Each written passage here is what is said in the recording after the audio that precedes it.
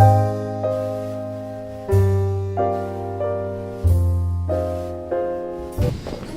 well, I just want to welcome Debbie and Ron Lundgren.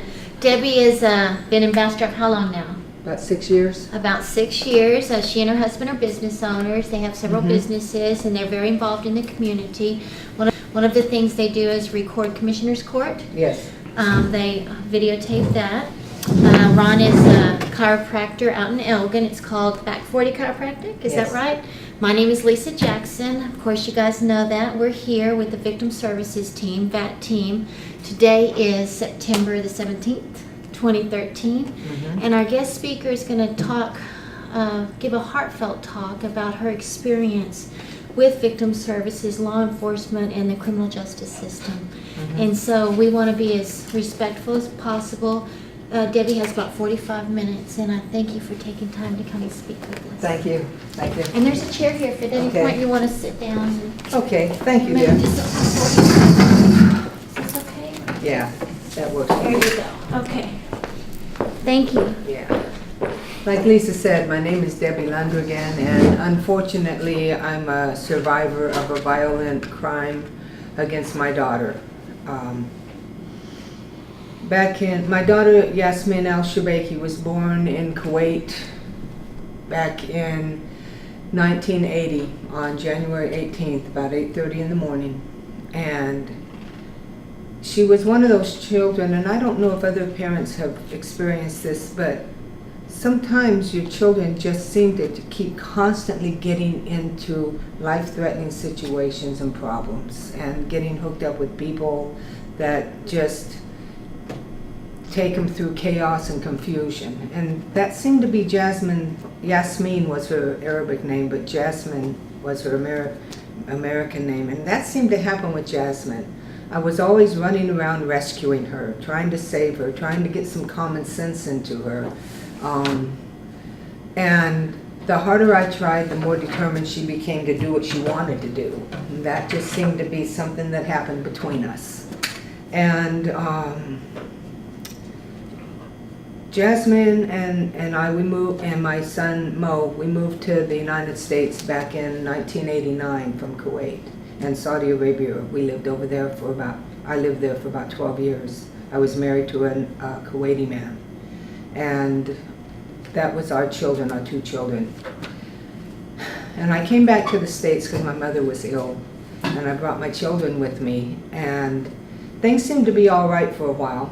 We were renters, and then my daughter saw an ad in a newspaper for a condo for rent, and it said 3-bedroom, and we had been living in 2-bedroom apartments as a single parent. You know, you got to make do with what you got. And so we went out and checked out this 3-bedroom condo, and it turned out to be a 2-bedroom condo. But the man let us move into it.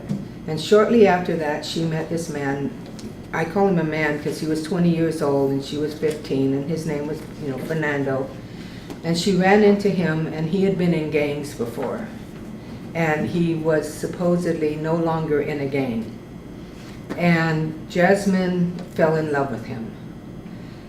I think it was a father figure kind of a thing. Her father had abandoned her and yada yada, that whole thing that goes along with that.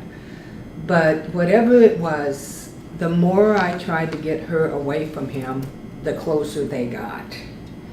And it became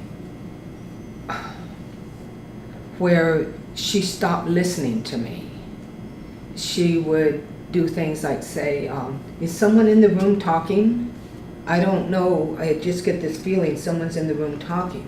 He started taking her, and she started cutting me out of her life.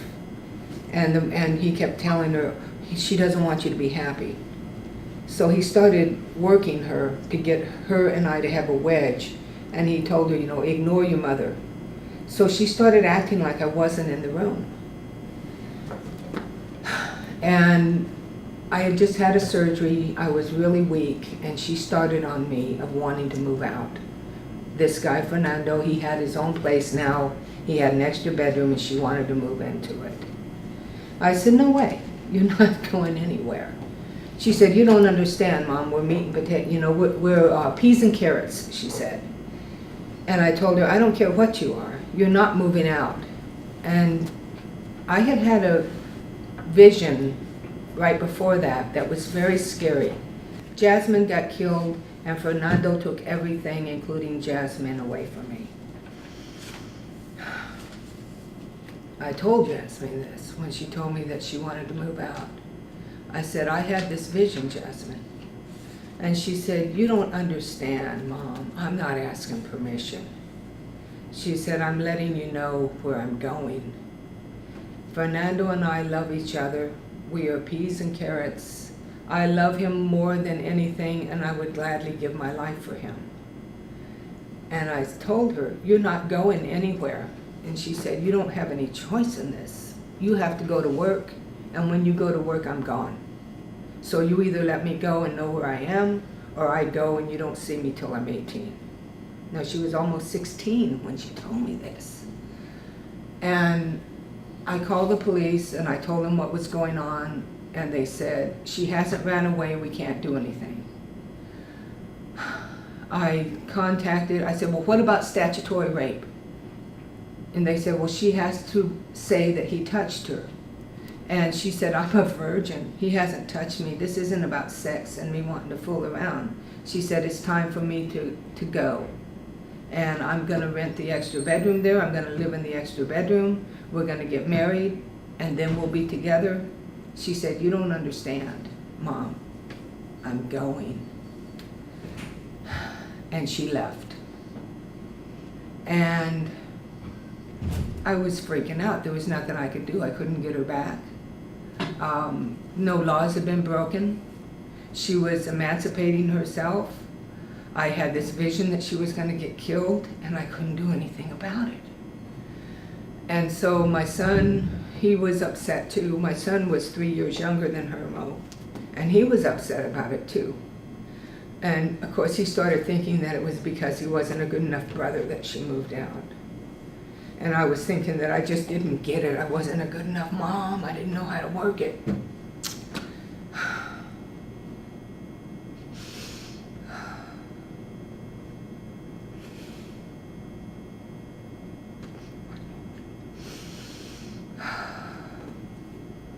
Two weeks after she moved out, I got a phone call from Fernando. It was the day after Thanksgiving. He said, oh my God, Debbie, Jasmine's been shot. And I said, where? And he said, in the head. And I said, where are you? And he said, St. Rose Hospital. This was in Hayward, California. So I called my son, who was at the neighbor's house, and I got my son, Mo, and we jumped in the car and we went to the hospital. And Fernando was just running around freaking out. And I said, what happened? He said, I took Jasmine down to the old neighborhood where I used to be in a gang, and I was showing off my car and my stereo, and the gangs and my old gang members and I were out back, and we were looking in the trunk, and I was showing them my sound system. He said, and I heard a shot, and I went to check on Jasmine, and she had blood coming off her forehead. He said, so I took her to the hospital.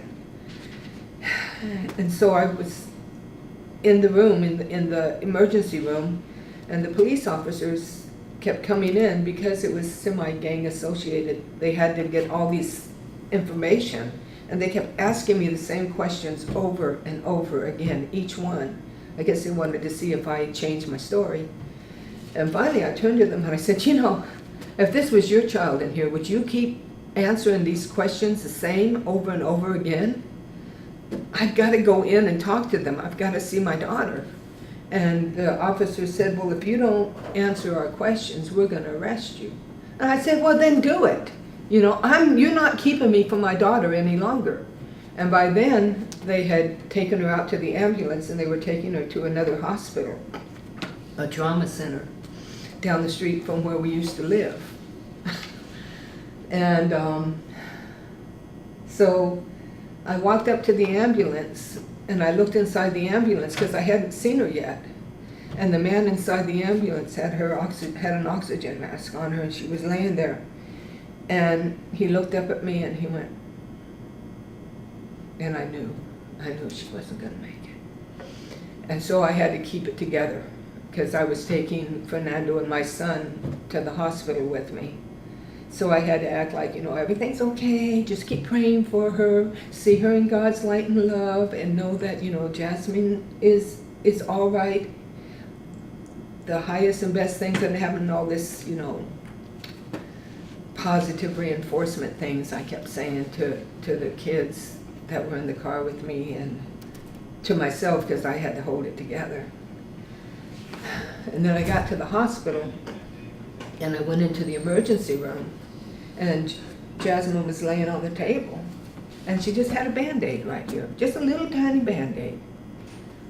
And she was on all the support systems, she was breathing, and I'm standing there looking at her, and it's like she's asleep. And it was, the funny thing went through my head was, I had a little bit of a cold, and I didn't want to kiss her because I didn't want to give her my cold.